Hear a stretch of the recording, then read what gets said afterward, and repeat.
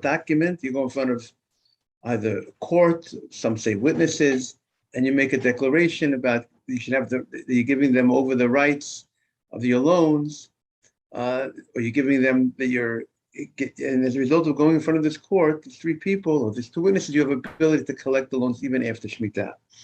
So that's what our Gemara, where we're holding in the Gemara, this the concept that the Torah wants outstanding loans. You release the land, you don't work the land during Shemitah, and the land is off. You're released from the land, and you're also released from loans, or outstanding loans are released. That's what the Gemara is talking about. But if you give a loan and the loan is due past Shemitah, then we said that the loan, Shemitah doesn't take off the loan. Am I being clear or not? Very clear, okay? So now the Gemara says the following. So that's when we got into loans. Okay, now we're 3 lines into the wide line of Gimel base. You have a ton of Hamava Chaver Stam. You have it, the Gemara. Hamava es Chaver Stam. In the English, in the Art Scroll English, it's 3B2. Okay, Hamava es Chaver Stam. If you lend your friend, you have it, that's an avid. Yes. You lend, Hamalva is a language of loan, like halva. Halva is a loan, a lova is a borrower, Hamalva is the lender. Okay? So Hamalva es chavero, someone who lends his friend stam. Stam means, like the root stam is from sastam, it's closed.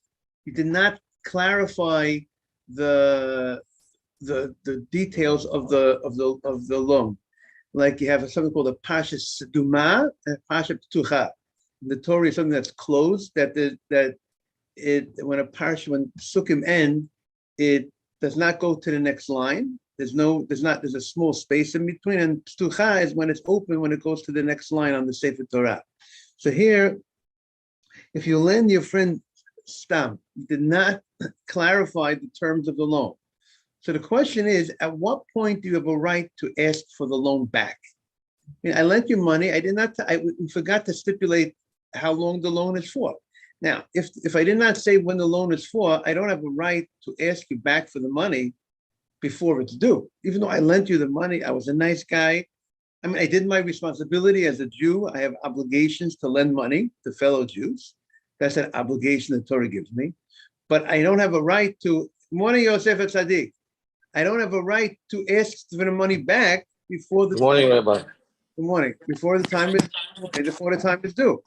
What point do I have a right to ask for the money back? And not only that, this will have practical applications connected to that Gemara that we learned before. Because if I lent the money, let's say within 30 days of the Shemitah, and we said, when does the Shemitah release the loan? The last day, the last moment of the 7th year. In contrast to the laws that we don't work the field for the 7th year. The whole 7th year we don't work the field, and we don't even work the field a few days. There's something called Tosfot Shviyah that before Shemitah also there's a certain, you don't work the land for a part of that will benefit if you plow before the Shemitah and it'll benefit the 7th year. There's also certain things we don't do. When it comes to the releasing of the loan, always release at the end of the Shemitah. The pasuk says Miketz Sheva Shanim. At the end of the 7th year, that's when the loan is released. Okay, that's why even though we're in the Shemitah year, nobody has made pruzbal. No one went in front of this court, in front of 3 people or in front of 2 witnesses, whatever the custom of your community is, to say I'm giving you the right of collection that I should be able to collect the loan. You're giving over to the court. If you make this pruzbal, then you're able to collect it after the Shemitah. Nobody did it yet. You know when you're going to do it? Erev Rosh Hashanah. Mr. Safdie, that's what you do by you, right? But Erev Rosh Hashanah, that's when the people presume are going to do it. Look forward to the Erev Rosh Hashanah this year. You'll see, there'll be people taking out documents, making declaration in front of either, there's probably 3 people, and saying, I'm giving you, giving over you the rights of collecting my loans, and therefore, as a result of, there was a certain, the Gemara discussed it, they instituted this thing in order to make sure that people will continue lending. because there was a concern that people will be afraid to lend. The Torah says, don't be concerned that Shemitah is going to come, and then you're going to be afraid to lend the money because maybe the guy is not going to pay you, and then the Shemitah is going to come and you're going to lose the money. Don't be afraid. Lend the money. I'll give you a blessing. Lend the money. Hopefully the person will pay you back. If he doesn't pay you back, Shemitah takes it off. God will take care. The problem was people did not follow. People were not lending, and therefore the rabbis instituted something in order to ensure that the lending would continue. Is that clear what happened? That's the historical thing behind this principle, this enactment that they made. So now the Gemara says, if you lent your friend without stipulating the terms, Eino Rashai, you do not have permission, like the word Rishut, the right. Eino Rashai Litovo, to claim, like Tovea is the one who makes the claim. You don't have the right to Tovea, to claim the money of the loan, Pochot, less, earlier, Milamid Yom, from 30 days. You do not have the right to collect less than 30 days. So I saw a beautiful application of this law would be that if let's say it's 2 weeks before the Shemitah is supposed to kick in, the release of the loan, right? Let's say we're in this year in Elul. I'm going to lend the guy the $100 in Elul. Now, will Shemitah take, and I did not stipulate the terms of how long the loan was for. If it was due before Shemitah kicks in, if it was due before the last moment of then, and if he didn't pay me back and it was already due, then Shemitah takes off the loan. But if the loan is due after Shemitah, so Shemitah will not take off the loan because it wasn't past due. Shemitah only takes off the loan that was past due. So if we say that you only have a right to claim it only after 30 days, so therefore it's not due if I lent the money in Elul, it's only due after Tishrei of the next year. And after Tishrei is already post Shemitah kicks in, and therefore Shemitah will not release the loan. You hear why Shemitah won't release the loan? Because it wasn't due by the time that Shemitah entered. Only time Shemitah will release the loan is only something which is past due. Is that clear, everybody? So that's big nafkamina to know when you could claim have a right to claim the money. And since you can't claim one akiva, and since you can't claim the money until after Shemitah in such a circumstance, because minimum loan is 30 days, therefore it's not due till after Shemitah, therefore Shemitah doesn't release the loan. By the way, this is not a lecture. Any questions you have, feel comfortable to speak up. What? Okay. Now, why? If you give it the first day of Elul, then you have 30 days. A month, Jewish month, remember, it's not usually, it's 29 and a half, 20 days, 12 hours, whatever. I'm saying likely you would have, if you give it the first day of the month, it's already 30 days late. Right, I'm saying whatever, right. If you're doing it, let's say the day before Elul, so then do right. They do 45-day month, and then you're insured. Then you don't have to worry about Shemitah taking off the loan. And the Torah has no problem, Dr. Navid. The Torah has no problem you making that condition, that term. You have a right to make a term that the loan is not due till after Shemitah.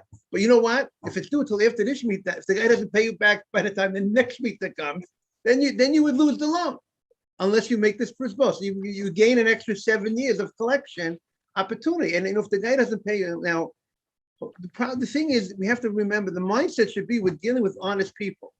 The mindset should be that you're lending money to people that are, people usually lend money to people, their friends, that hopefully they're honest people. And then you shouldn't have to worry about these things being, that hopefully the guy will be honest about pay. There's a mitzvah to lend and there's a mitzvah to pay back. People have to remember it's a two-way street. It's not just a mitzvah to lend money.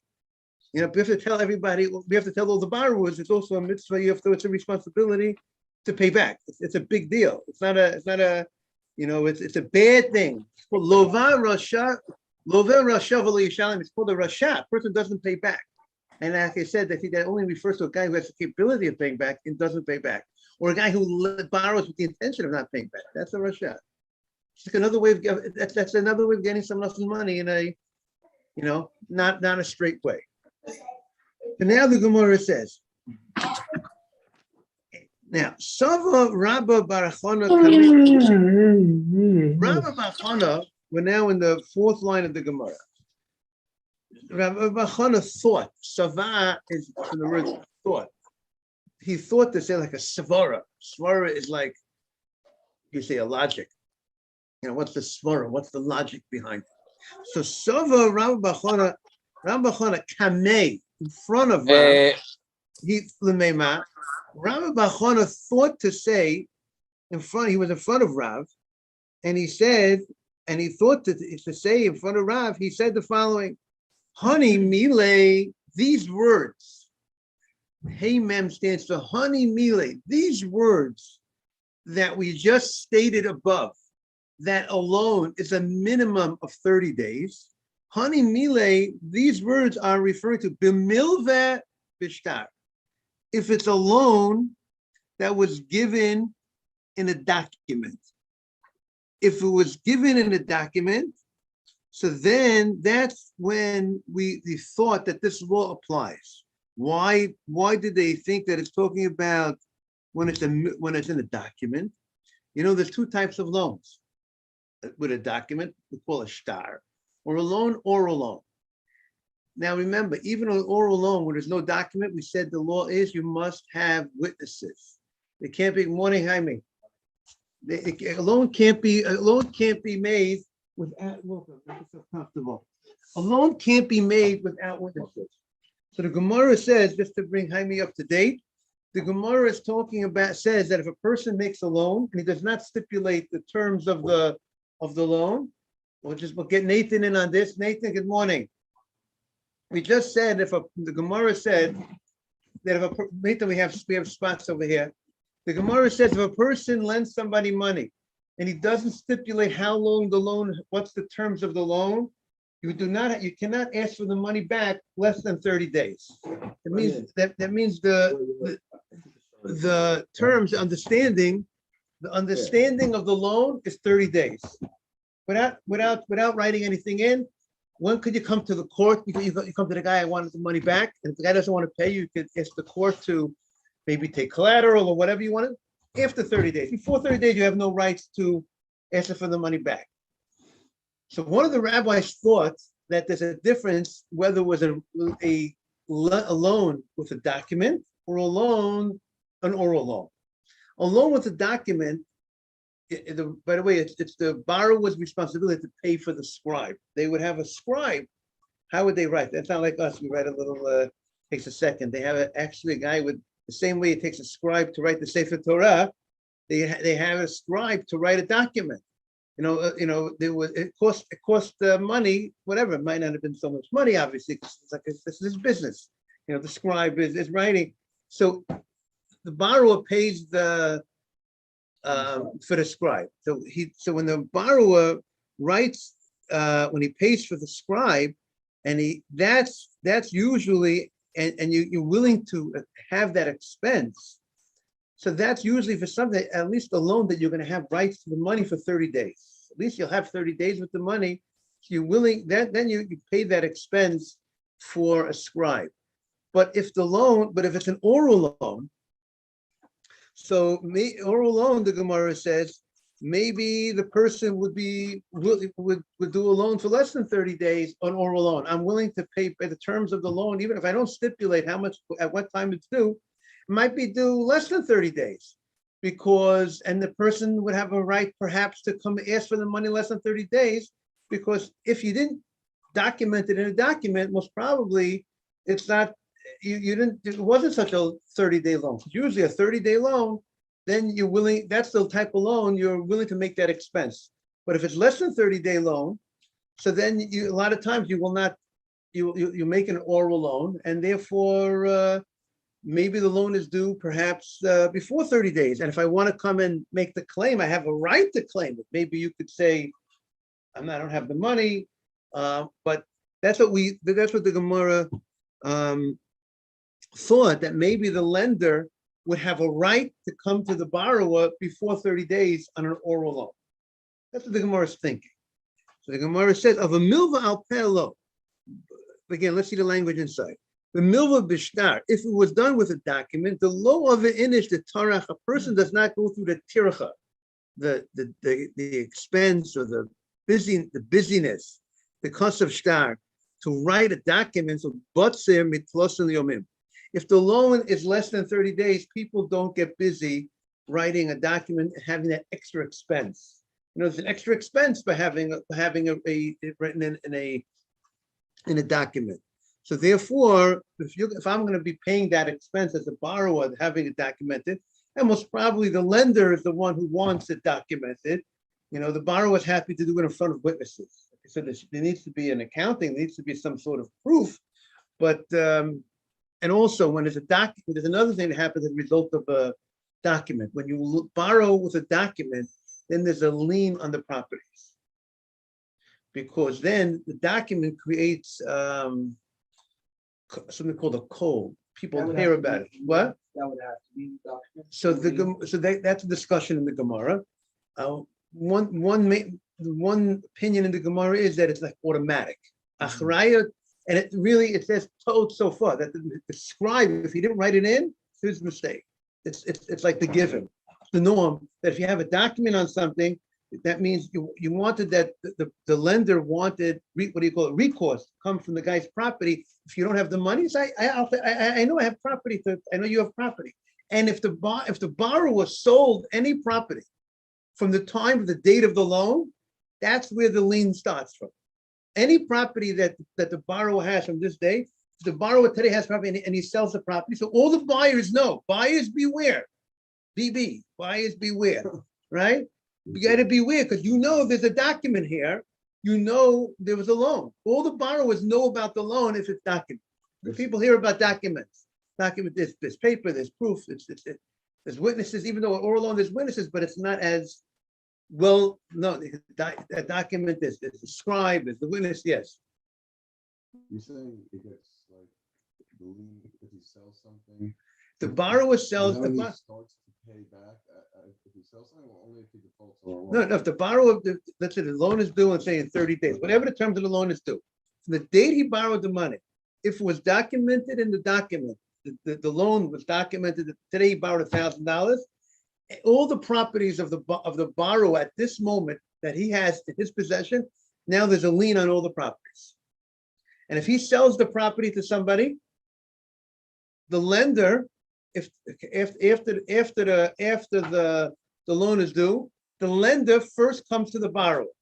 He first seizes, asks the borrower, if you have any money, you have $1,000. I don't have $1,000. Okay, I'll take your property. There's a lien on your property.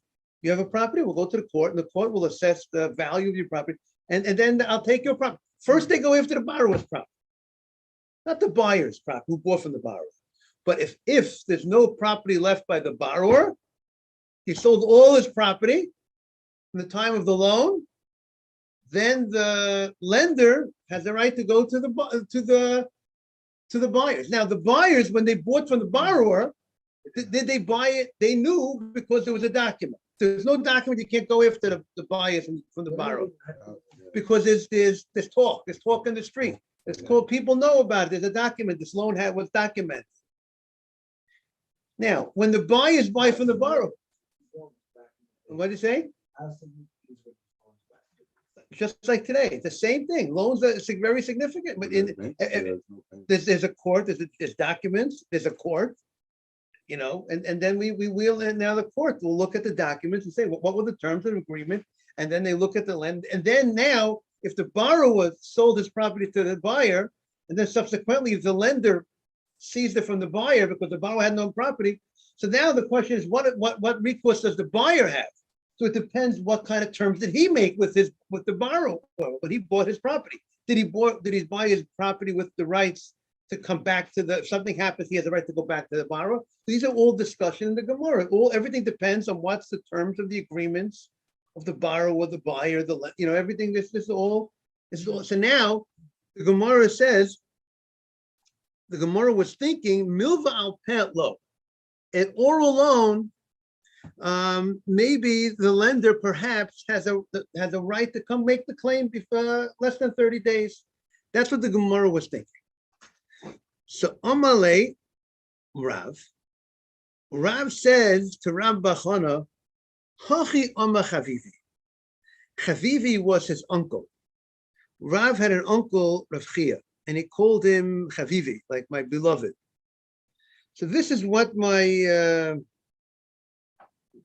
in Aramaic, Chavivi is also his uncle. So therefore, that may be why he called him Chavivi.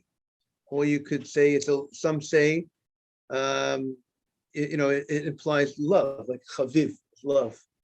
What about Habibi? Instead of love, Bibi. I'm saying, that when people say Chaviv, what are they referring to in that by the start, right? That's a little, yeah. Like My dear friend, that's what it's the same thing. It's the same thing, exactly. It's a language of love, friendship. Amalei Rav, Hachi Amachaviv. This is what my uncle said. Echad hamalveh b'shtar. Whether a person, what line are we in the English? Everyone sees in the English? Some people see in the English? Echad hamalveh, everyone have it? Echad hamalveh b'shtar. In the Hebrew, we are in about 6 lines into the wide lines in the Hebrew. And the English, you see where we are? With 3B, 3B3, the left side, about the 3rd paragraph. Amalei Rav, Hachi Amar Chavivi. This is what my uncle says. Echad hamalveh b'shtar, ve'echad hamalveh al peh. Whether, echad, it's one. Echad, it's the same law. Whether you lend in a document or whether you lend in a oral loan, the lender does not have a right to claim the money less than 30 days. He can't say you owe me the money and you have responsibility to pay me back if it's within 30 days. Okay, so even that applies even for an oral loan that's done with witnesses and not done with a document. The Gemara says, Tanya Nami Hachi. We also learned in a Braita this idea that it's a minimum every loan, whether oral or documented, is 30 days. You have the lender does not have a right to say to ask for the money back within 30 days. Now, like I said, minimum 30 days, correct. Now, I don't believe the lender has a problem to say, if you don't mind, I know it's not due until 30 days. If you don't mind, I need the money back. Would you be able to pay me back the money? I don't think that should be a problem. But he can't come with a claim that you owe me the money now. That's the thing. Tanya Nami Hachi. The Gemara says, now this is also sourced in a Braita, that we found an earlier recording of this law. Tanya Nami Hachi. We learned in a Braita also like this. Hamalve et chaveros stam. If someone lent his friend money stam means without stipulating the terms of how long it's for. It was closed. It was vague, which is, by the way, always a problem. People should never be vague. When you do any business deals, everything needs to be spelled out. Like somebody once told me, even when everything is spelled out, there's issues. Just imagine when things are not spelled out, right? So, if someone lends his friend stam without stipulating how much time is the loan for, Eino Rashai the Tovo Pachot Mishloshim Yom. You don't have the right, the Tovo, claim the money within 30 days. Echad hamalveh b'shtar, whether the loan is done with a document, echad hamalveh al peh, or whether it's done as an oral loan. And we said there's a very, besides the issue of claiming, you have no right to claim, to feel like, the guy's not being honest with paying back. You have no right to claim that within 30 days. We said when it comes to Shemitah, we said earlier that since it's not due until 30 days later, if the loan was done 3 weeks before Shemitah was supposed to kick in, Shemitah will not release the loan if it was an oral loan because it wasn't due before Shemitah. It's not due until the week after, and therefore Shemitah will not release the loan. But if it's not Sitom, maybe it will. Say that again? But if it's not Sitom, maybe it will. I can't hear that word. If it's not Sitom, if it's not closed. If it's not closed, and if it was due before Shemitah, then Shemitah would remove the loan. No, forget about Shemitah. We're talking about 30 days. Because right now he's saying if it was a closed up, if it was vague. If it was vague, whether it's written or not written. Right, correct. If it's So vague, if it's vague, means he did not say when it's due. That's what it means. So it was vague. You just lent the guy the money. You didn't say when it's due. That's what vague means here. So when is it? So then we say you do not have a right to claim the money within 30 days. It's not due until 30 days. That's what the Gemara. So how do you read it from the Gemara? When Rav says is the He says, Hachi amachavivi. This is what my friend said. Echad hamalveh b'shtar. Whether you lent with the document, ve'echad hamalveh alter. Whether you lent with an oral loan, the law is both. You have no right to claim within 30 days. If you lend with the document, can you specify in the document if you want the money before 30 days? 100%. You can specify you want it in a week. No problem. No problem. But if you didn't specify it, The minimum is only if you're paid. if you're vague, you didn't specify the exact amount of time. I mean, Rob stands at a different position here. He says even if you have a document, it's still The not deductible on the 30 days. that the issue document everybody the issue what document people knew it was minimum 30 days. That the Gemara there was no issue about a loan and a document. The issue of the Gemara wanted to clarify was if it was an oral loan. A document everybody knows if the borrower pays that expense for the scribe to write this document, everyone knows he doesn't go through that expense unless it's a 30-day loan. So if it was done with the document, everyone knows that you can't claim it within 30 days. The issue the Gemara was dealing with, there was one rabbi that thought to say that, but if it was done oral loan, maybe he could claim it within 30 days. And that's what we needed the chidush to tell us no. There's no difference between an oral loan and a loan or a document. It's still, if you borrow money, the understood that's not that what's that expression, right? The people the thing that's not spoken, that the implied is that it's 30 days. Now, of course, it's always better because you know what happens? Then there's bad feelings sometimes. I didn't know. I thought I was going to pay. I thought I could claim within 100%. Right. And not everyone knows the law. You know, the fact that that's the law, you can't claim within 30 days. The lender could have not known that, and he was under the impression of claiming in 2 weeks, in 3 weeks. But so that's why it's always best. Amalei Shmuel Rav Matna. Shmuel says to Rav Matna, "Lo teitev akarech." I don't want you to sit on your feet. Like I don't want you to sit down. I want you to stand. I want you to work on this, so to speak. I want you to explain this idea that we just said, that you have 30, that you can't claim it within 30 days. It seems he wants a source for it. He wants to know, is it alluded to somewhere in the Torah, this concept that a loan is a minimum of 30 days? It sounds like that he really was looking for, he really wanted to see support of this idea. So he says, Lo teiseva karech, don't sit on your knees, so to speak. So, some say that, you know, in the old days, they would sit on the floor, like they do in some of the, you know, countries, you know, the Sephardi countries, they would, you know, like they sit on carpets or this type of, so don't sit on your knees, don't sit down don't relax until you find me an answer to this question. Where is this alluded to?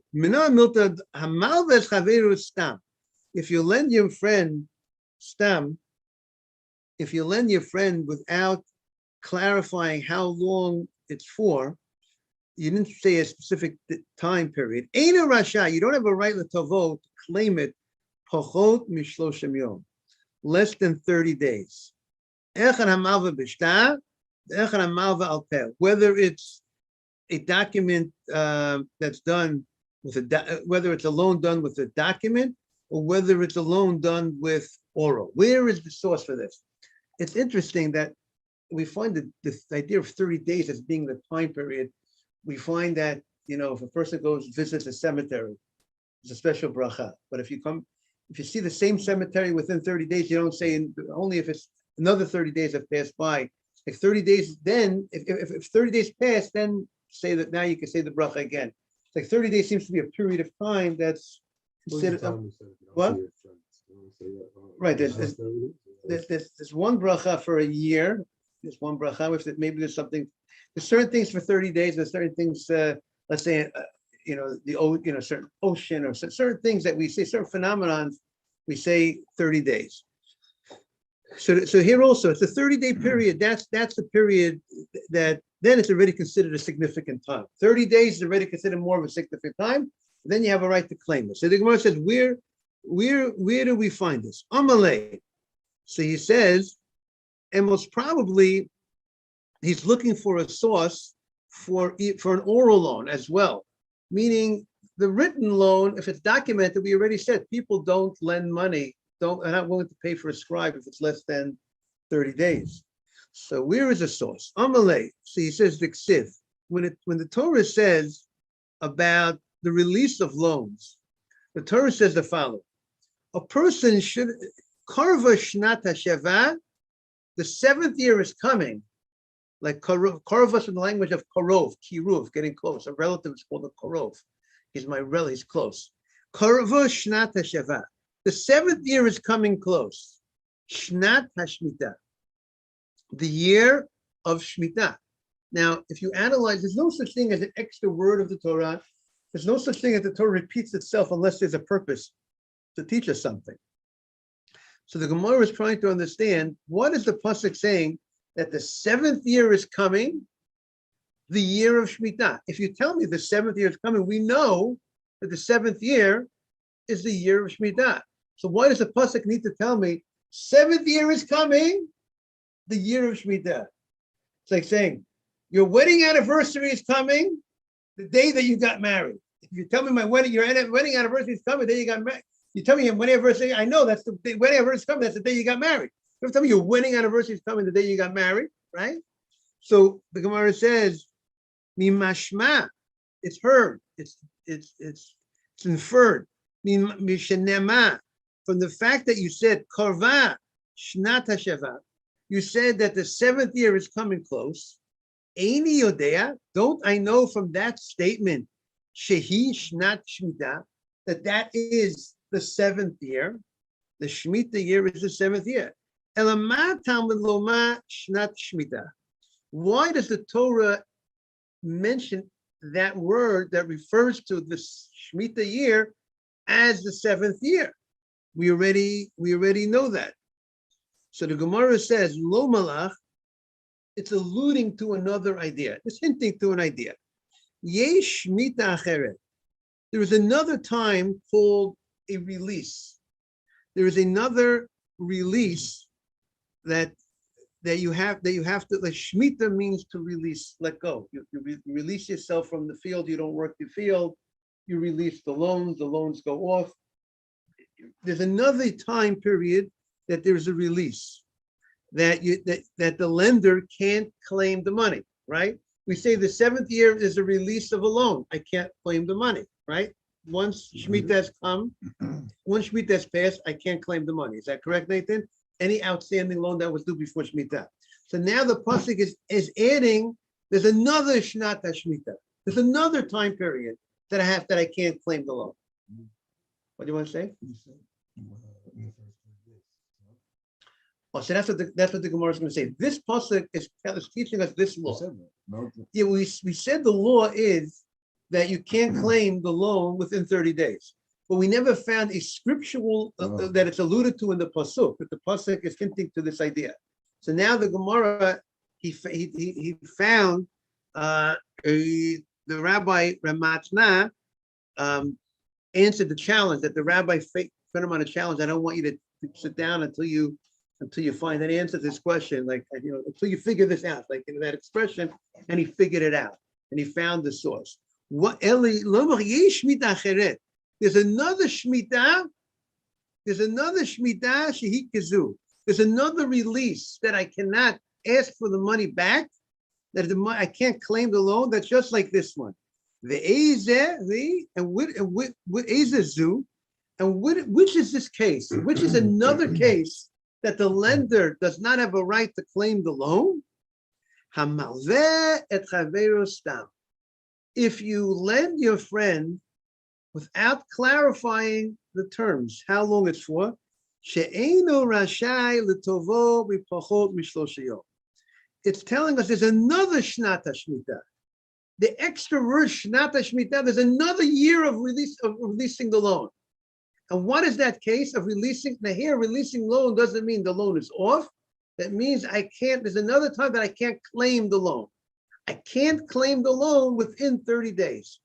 And we find the concept that Shnat, that sometimes we can't consider 30 days like a year. Where is that?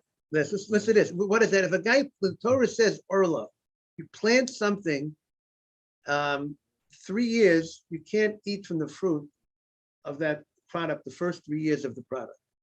But after 3 years, then there's laws what you do with the fruit that's able to be eaten. Some fruits maybe you have to bring to Yerushalayim and eat in Yerushalayim. But after the 4th year, after the 3rd year, the Sefer Chinuch explains maybe perhaps the reason is maybe the fruit of the first 3 years of a tree is not healthy fruit. Whatever the reason why, the Torah didn't give a reason why the first 3 years of a new tree is called Orla. You can't go ahead and eat from it. But if you planted, let's say 30 days before, let's say Rosh Hashanah, we have to see what the halacha, 30 days before, let's say Rosh Hashanah, that's considered like, we'll count that as like a year. Just like, sometimes by a king, if the king was a king one day before, let's say the Jewish kings, we count from Nisan, how many years of it, if he was king, let's say a day before Nisan and Adar, the last day of Adar, 29th of Adar, comes Rosh Chodesh Nisan, it's already the 2nd year of his kingship.